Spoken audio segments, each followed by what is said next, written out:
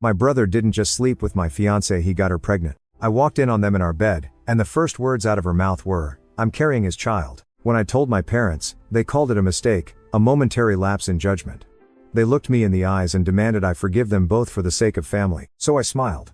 A calm, quiet smile. I am writing this because the full picture of what happened, all of it start to finish, is the kind of thing that needs to exist somewhere outside my own head.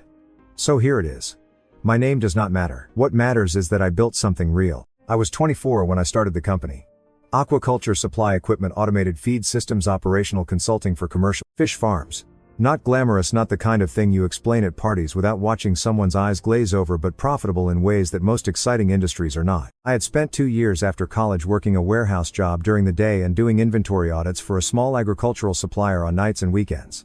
I saved $4,000. I knew one guy with a fishing operation who needed better equipment sourcing and could not afford a full vendor relationship. I became that for him. Then for 3 more like him, then I hired someone. Then 2 more people. Then I stopped counting employees and started counting contracts. By 29 the business was pulling 7 figures annual. By 31, which is where this story starts, I had 17 full-time staff, contracts across 3 states, and a reputation in a niche industry that meant something. I did not take shortcuts. I did not take investors who wanted board seats. I own it completely, and I ran it the way I built it, carefully, without noise. The money changed things for my family gradually, then all at once. My father Rodri had retired from civil contracting the year I turned 27. He had done fine for himself over the years, but retirement thinned the margins quickly. My mother Winifred did part-time bookkeeping for a local accounting firm. Enough to keep busy, not enough to cover much. When the business started producing real money, I did not make a production of helping them. I just did it.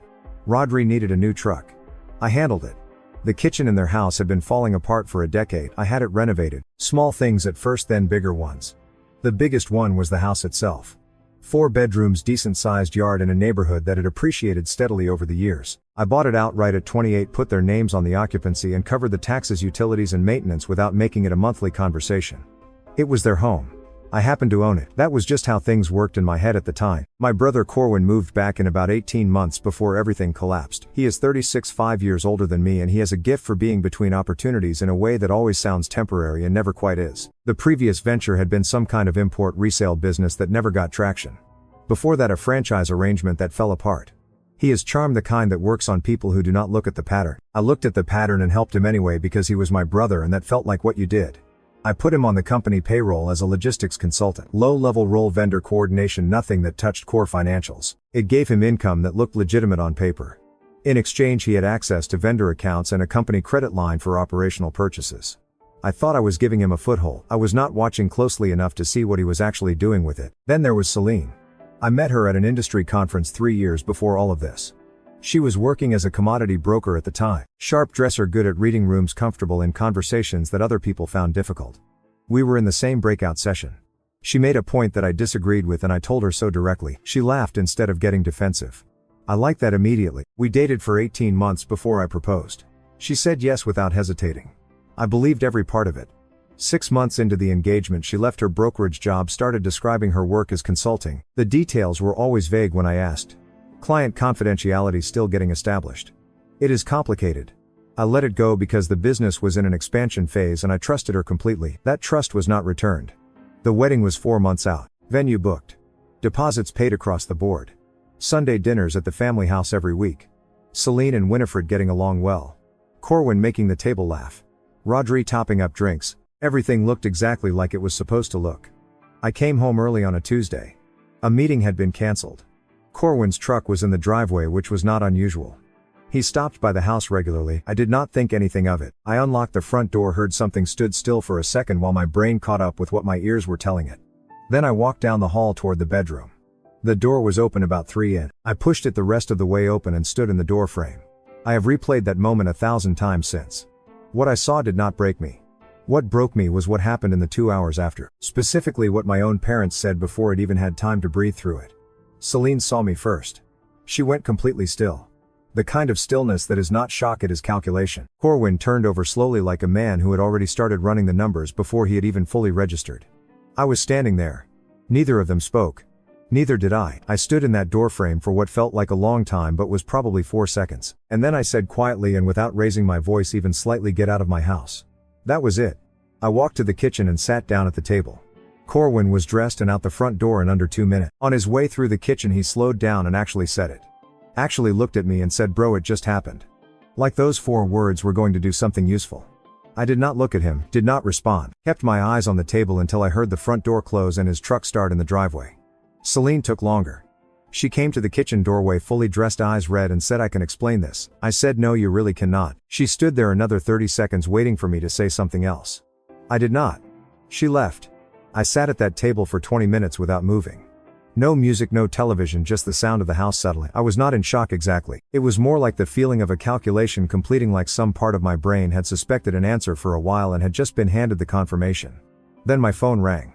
My mother. That alone told me everything about the first call Corwin made from his truck pulling out of my driveway. He had not called to apologize to someone. He had called to get ahead of the story. And Winifred, my mother, who had eaten dinner at my table every Sunday for 3 years with both of them open with, "It was a mistake. He is your brother." I did not reply. I hung up. Rodri called 4 minutes later. My father's opening line was more considered, like he had time to think about framing. "Do not do something that destroys this family over one bad decision. Think about what you have built together." That word, together. I sat with it after I ended the call. What exactly had we built together? The business was mine. Every contract, every hire, every decision made at 6 a.m. before anyone else was awake. The house they lived in was mine. The truck in my father's garage was mine. The kitchen my mother cooked in had been gutted and rebuilt with my money. The income that funded every comfortable corner of all their lives came from one source. And yet the moment the people they had chosen to protect over me got exposed, suddenly it was a shared structure. Suddenly there was a together that I apparently had an obligation to preserve. I did not sleep that night. Celine came back at 10. I let her in because I wanted to hear her talk. She gave a long explanation. Distance in the relationship. Loneliness. Corwin had pursued her. It had only been going on a few months. It meant nothing. The words came out rehearsed in the way that happens when someone has been preparing them in their head for longer than the situation they are using them for. I listened without interrupting. Then she said the thing that shifted everything. "Your parents knew things had been strained between us. I talked to your mother about it. She understood." She said it like it was a softening detail, like it would help. Winifred had known Celine and Corwin had been spending time together, known the relationship was strained, said nothing to me, not once, not a word, across weeks of Sunday dinners and casual phone calls and 100 opportunities to say something. She had chosen to protect the arrangement over her own son. I did not react. I looked at Celine and I smiled. Not sarcastically, not warmly, just a quiet, settled expression that apparently communicated something she was not prepared for, because she stopped mid-sentence and did not start again. She told someone later that smile scared her more than anything I could have shouted. I asked her to leave. She went. I sat alone in the kitchen until 3 a.m. Then I opened my laptop and started mapping accounts, assets, liabilities, access points, dependencies, who relied on what, who had access to what the full financial architecture of my life actually looked like when you drew it out. Honestly, that was when I found it. Corwin's name on a vendor credit account I had not authorized as a secondary signatory on a document that had my signature on it, except I had never signed it. I went through the last 18 months of records carefully. The amounts were small. The intervals were irregular. That was intentional. Small and irregular enough to stay below automated alert thresholds. Over 18 months it added up to just over $74,000, and that was only what I had found in the first hour of looking. I did not sleep that night either. By 5 a.m. I had 3 browser tabs open, 2 spreadsheets running, and a legal pad covered in handwriting that had gotten progressively smaller and tighter as the hours went on. I was not panicking. That is the thing I want to be clear about. There was no panic. What I felt was closer to the focused, airless calm that comes when a problem becomes completely concrete. Abstract betrayal is devastating. Specific numbers are just a problem to solve. I kept pulling records. Corwin's method was straightforward once I understood the logic of it. He had vendor account access as part of his consulting role, legitimate enough that nobody flagged it. When invoices came in with minor overpayments, standard practice was to apply the surplus as a credit toward the next order. What Corwin had been doing instead was redirecting those surpluses to a separate account through a series of small corrective transfers that individually looked like routine reconciliation entries. Nobody reviewed reconciliation entries at that granularity unless they were specifically looking. I had not been looking. By the time I mapped the full run of it, the number had climbed past 74,000 and I stopped being surprised by what I was finding. Then I moved to Celine's layer. I pulled the credit line authorization first, the document with my signature on it approving an increase to the company's operational credit ceiling. I had never signed the document. I knew this with complete certainty because the increase it authorized had been discussed internally and I decided against it 3 months prior. The discussion was in my email. The decision not to proceed was in writing. And yet there was my signature on an approval document dated 6 weeks after I had said no. Real signatures have variation. The pressure changes. The angle shifts slightly. The tail of a letter catches differently depending on how fast you are moving. I had signed my name thousands of times over the years and no two were identical in every detail. These were the signature on that document was technically proficient and completely consistent. The way something looks when someone has practiced it rather than lived it. The second document was a partial property asset transfer. Preliminary paperwork that appeared to be moving one of my business-held properties into a jointly named structure. It had never completed. Whatever the intended endpoint was, something had interrupted it. The signature on that one matched the first. Celine had spent 2 years as a commodity broker. She was good with documents. She understood how financial paperwork moved through systems and where the review gaps were. She had not been vague about her consulting work because the work was boring. She had been vague because the work was this. I sat back from the laptop and looked at what I had assembled. Corwin stealing, Celine forging. Both of them operating with enough confidence and consistency to suggest they felt safe doing it. And then I remembered the email thread. I still had access to the shared family cloud storage, a setup from years back that nobody had ever formally closed out. I opened it, went to Winifred's folder, found an email thread from 8 months ago between her and Corwin. Her line: "Be careful, he will notice eventually." Rodra's single word reply: "Agreed." Not "stop," not "what are you doing," not "I will not be part of this." Be careful. They had not built it. But they had known about it. Weighed the cost of saying something against the cost of saying nothing, and chosen silence because saying something meant accountability. And accountability meant the end of a life I had been quietly funding for years. I closed the laptop at 6 a.m. and made coffee. While it brewed, I called my overseas business attorney, a man I had retained 2 years prior when I was expanding into export markets, someone completely outside my family's knowledge or social orbit. I told him I needed to begin restructuring the company's ownership through the foreign registered holding entity we discussed as a contingency during the export planning. He asked me how quickly. I said as fast as it could be done cleanly. He said 2 weeks, maybe less. Over the following 48 hours I also contacted a real estate attorney and instructed them to list the family home for sale. Market price competitive enough to move fast. The listing went up quietly with instructions to prioritize cash buyers. I removed Corwin from every company account and access point, framing it internally as a routine security audit, nothing that would raise flags with the wider staff. I moved my personal savings to an account that existed entirely outside my family's awareness. I called the wedding venue, canceled the booking, and made sure the refund processed to my card only. Then I built the evidence file, every transfer record, both forged documents, screenshots of the email thread, a clean chronological timeline with amounts and dates. I organized it into sections: 1 for the investors, 1 for extended family, 1 for law enforcement. I labeled each folder clearly and saved everything to an encrypted drive. On the 4th day, Celine came to my office. She was composed. She had had time to regroup, and she came in with the energy of someone who had decided a direct, reasonable conversation was the play. She sat across from me and talked about the wedding deposits, about how much had already been committed, about the disruption to both of our lives. Then she leaned forward slightly and said, "Your parents think the best thing for everyone is to handle this privately. They suggested maybe counseling, a structured process." She said it like it was a neutral suggestion, like she was relaying information rather than delivering a coordinated message. But I had found that email thread. I knew exactly how long this particular team had been in communication. I looked at her across my desk and I smiled. Same smile as the night she had left the house. She recognized it immediately. I watched her register it and I watched her try to decide what it meant. She did not reach a conclusion before I thanked her for coming in and told her I would be in touch. She left looking more unsettled than when she had arrived. That evening I opened a travel app and booked 2 flights. The first one was under my full legal name. The second was under my middle name, a name that appeared on my passport but that I had never used professionally or personally in any context my family would recognize. Nobody knew about the second flight. Nobody knew about a lot of things. The final week was the strangest part of all of it. I went to work every day, answered emails, sat in 2 client calls and handled both of them well. When Celine texted asking if they could meet that weekend to talk properly, I replied, "Sure, we will sort something out." She sent back a relieved sounding response. She thought that meant progress. Corwin sent a long apology text on Wednesday, 3 paragraphs, well structured, emotionally calibrated in a way that did not match his usual writing. Someone had helped him draft it. Almost certainly Winifred. I read it once, archived it to the evidence folder without replying, and went back to what I was doing.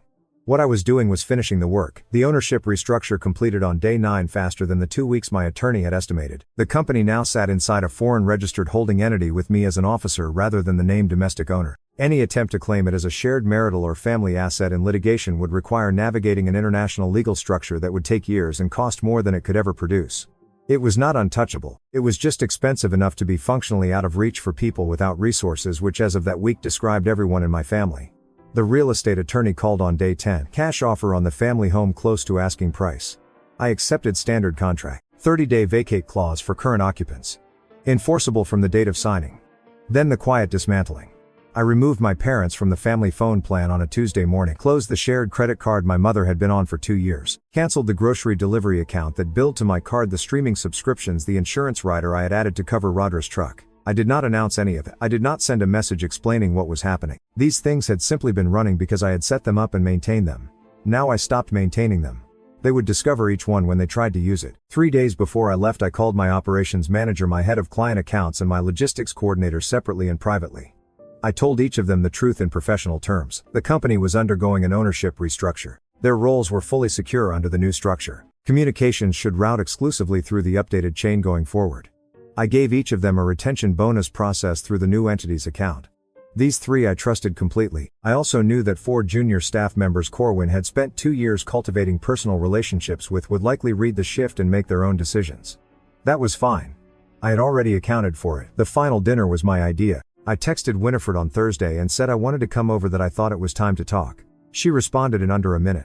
When I arrived, she had cooked properly, the kind of meal that takes most of the afternoon. Rodri poured drinks before it even sat down. They were careful with me, both of them, in the way people are careful when they think someone is still deciding and they need the decision to go a particular way. We talked about healing, about perspective, about how families absorb difficult things and come out the other side. I asked questions that made them feel heard. I ate everything on my plate. At the end of the evening, Rodri put his hand on my shoulder and said, "We will get through this as a family." I nodded. I hugged them both. I drove home. I loaded 2 bags into my car before 4 a.m. Everything that mattered had been staged gradually over the previous 4 days. Documents, hard drives, a few personal items that had no monetary value but that I was not leaving behind. The rest of the house I left exactly as it was. Dishes clean, lights off, nothing staged to look like a departure. I drove to the airport in the dark and caught the first flight under my legal name. Landed, waited 2 hours in the terminal, boarded the second flight under my middle name, a colleague's guest house arranged through a private channel that had no connection to anyone in my family's world. Nobody had that contact. Nobody knew that name was on a boarding pass. By the time the sun was fully up, I was gone. They figured it out in pieces, which was worse than all at once. Celine arrived at the house mid-morning and found it locked and dark. Called my number and reached a voicemail on a line I had already flagged for cancellation. Corwin got the vacate notice delivered simultaneously with my parents' standard legal correspondence. No personal note, just the formal language of a property sale and a 30-day timeline. He called the office. My operations manager told him his consulting arrangement had been terminated effective immediately under the new ownership structure. The 4 junior staff members who had been close to him had already handed in their resignations that morning rather than navigate the unfamiliar chain, which meant 4 fewer people answering his calls when he tried to reach anyone internally. The phone plan died sometime around noon. Winifred tried to use the credit card at a grocery store and it declined. She called my number 17 times over the course of the afternoon. Rodra's text started measured and turned frantic by evening. Celine sent a voice message to the cancelled line that nobody would ever hear. And then the debt collectors started. 2 vendors Corwin had been deferring payments to under falsified authorization were now in active collection. The operational credit line I had been servicing through automatic payment went unmaintained the moment I removed my bank details. And credit lines do not wait. They escalate. By the end of the first week, the calls were daily.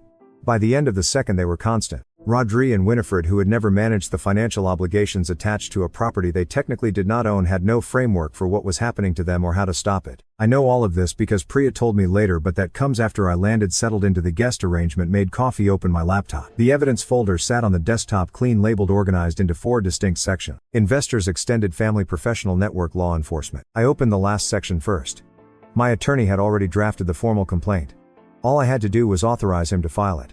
I read through it once, then I typed 2 words and replied to his email. Do it. The formal complaint hit the detective's desk on a Thursday. My attorney filed it with the full evidence package attached, the transfer records, the reconciliation trail, the forged signature documents, the timeline, everything clean, chronological and annotated. When you hand investigators a case that is already half built, they move faster.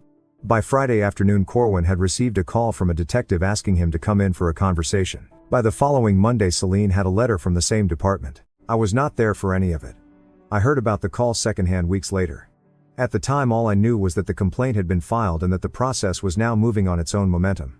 That was the point. I did not need to watch it happen. I just needed to make sure it started. The investor drops went out the same week. I had set up a Proton Mail alias months before any of this during the export expansion for dealing with overseas contacts who preferred encrypted communication. I used it now. Both of my largest investors received the same document. A 4-page audit summary with supporting bank records attached. No editorial, no narrative framing, just the transfers, the account numbers, the dates and the amounts. Clinical enough to look like it came from an internal review rather than a personal grievance. One investor forwarded it to his attorney within the same business day. The other called my operations manager, who confirmed the company was undergoing restructuring and that an internal review had identified irregularities. That was all she said. It was enough. Their attorneys initiated a formal audit within the week. Corwin's name appeared in the resulting documentation. The 4 employees who had resigned rather than navigate the new ownership structure were now being contacted for interviews about internal processes during his tenure. Each conversation added texture to a picture that was already fairly complete. The extended family drop was more personal and more precise. I sent the forged signature documents to my uncle Desmond, my father's older brother, the kind of man whose presence at any family gathering set the tone for how everyone else behaved. He was respected in a way that Rodri had always quietly deferred to. I also sent copies to 2 cousins who had been at the engagement party, who had given speeches, who had told me they were happy for me. I included a brief note with each package. I have been advised to share this before any legal proceedings became public record. I was not asking for anything. I was not framing it as a family matter requiring their intervention. I was simply making sure the people whose opinions carried weight in that world knew the full picture before the courts made it public anyway. Desmond stopped returning Rodri's calls within days. The cousins quietly withdrew from the family group chat. No confrontations, no announcements, just absence, the kind that arrives without explanation and therefore cannot be argued with or managed. For Winifred, who had spent decades carefully maintaining the family's social standing, that silence was its own specific punishment. The professional network drop was the quietest and the most effective. Through a mutual contact for my export expansion work, someone with no personal connection to Celine but a wide reach in commodity and financial brokerage circles, I made sure her name was attached to the phrase civil matter involving document forgery in the right conversation. I did not need to distribute documents. I did not need to make calls. In professional networks built on credential and trust, implication moves faster than documentation. Within 2 weeks, doors were closing for her in ways she could not trace back to a single source.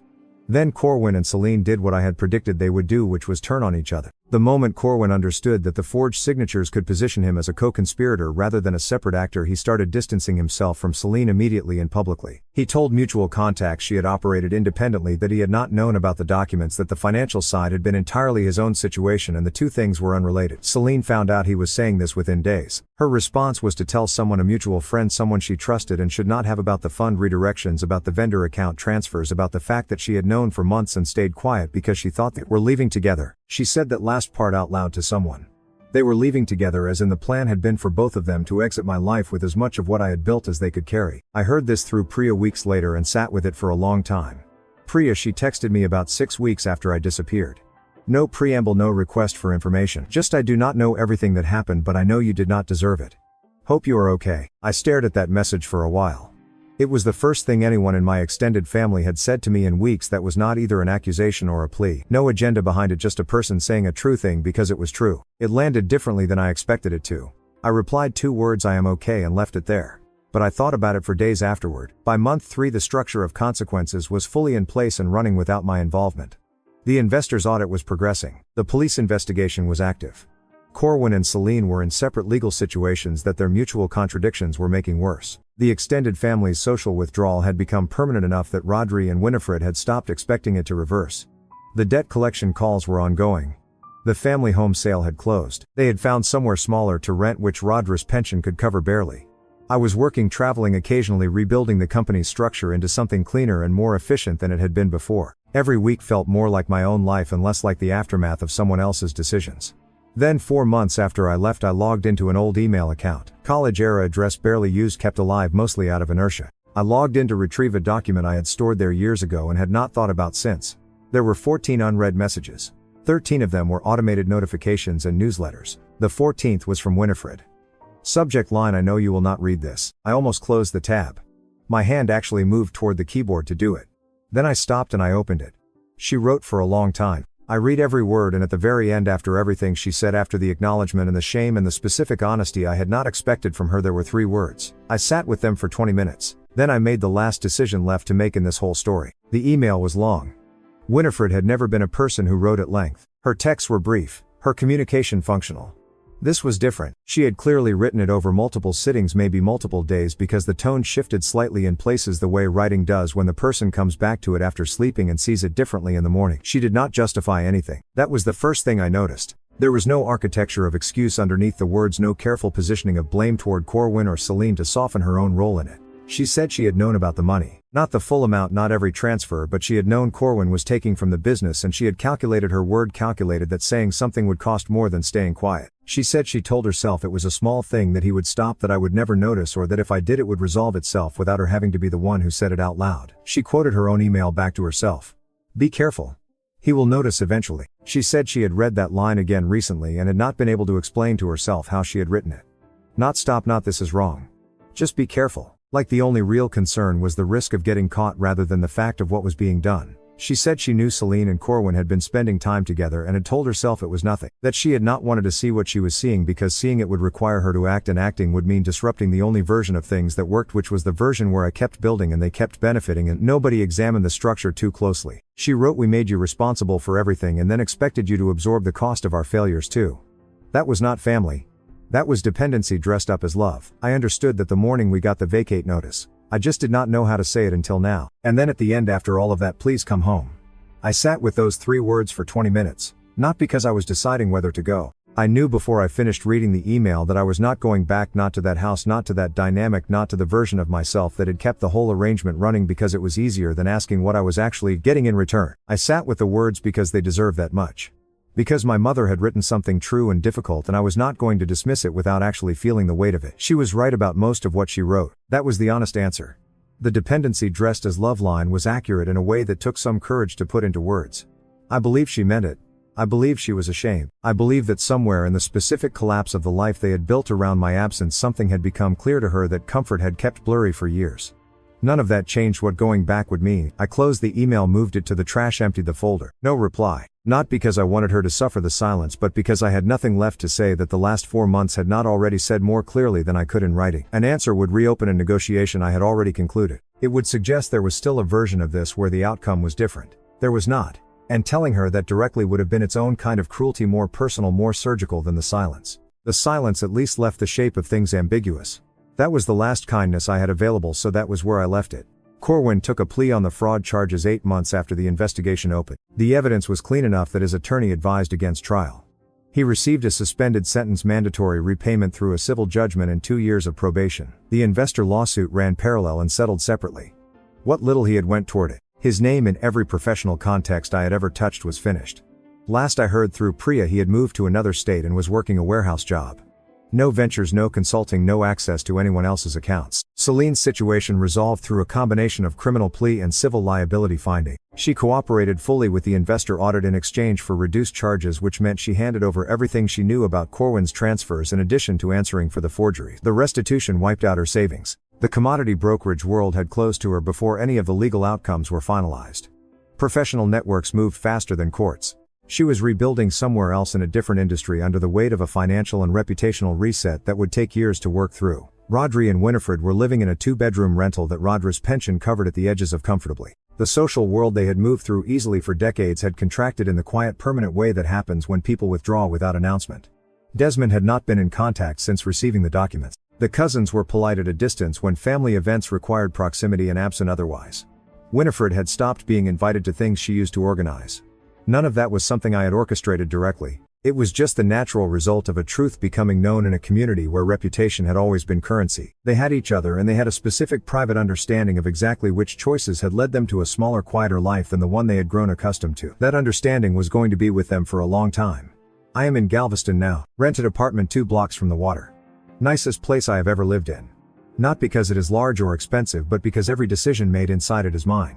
Nobody else has a key. Nobody drops by uninvited. Nobody calls from the living room while I am trying to think. The business runs well under the new structure. The operations director I hired has turned out to be better at the day-to-day management than I was, which freed me up to focus on the client relationships and expansion strategy I had been neglecting for years while I was busy being everyone's financial infrastructure. I am 31. I work. I travel when the work calls for it. I am not in a rush to rebuild anything personal, not because I am damaged or closed off, but because for the first time in a long time I am not operating from a deficit. I am not giving more than I have. I am not maintaining a version of things that requires me to look away from what I am actually seeing. Priya texts occasionally. Nothing heavy, just the normal back and forth of two people who have established that they are on the same side of something. That is enough, I thought when I was sitting at that kitchen table at 3 am running the financial map. That what I was building toward was revenge, some satisfying final act of destruction that would feel like justice when it landed. What it actually felt like was removal. I stepped out from under a structure I had been holding up for years. And the structure collapsed not because I demolished it but because it had never been capable of standing on its own. The collapse was not something I did to them. It was just what was always true. Finally allowed to be visible. Celine once told me my silence scared her more than anything I could have said. My mother's email was the last test of that. I deleted it, closed the laptop, made coffee, stood at the window while it brewed, and watched the street outside doing its ordinary Tuesday morning thing. A woman walking a dog, a truck making a delivery, pigeons on a wire doing nothing in particular. Completely ordinary. That was exactly the point. Thank you so much for watching till the end. Wishing you all the best, stay healthy, and take care.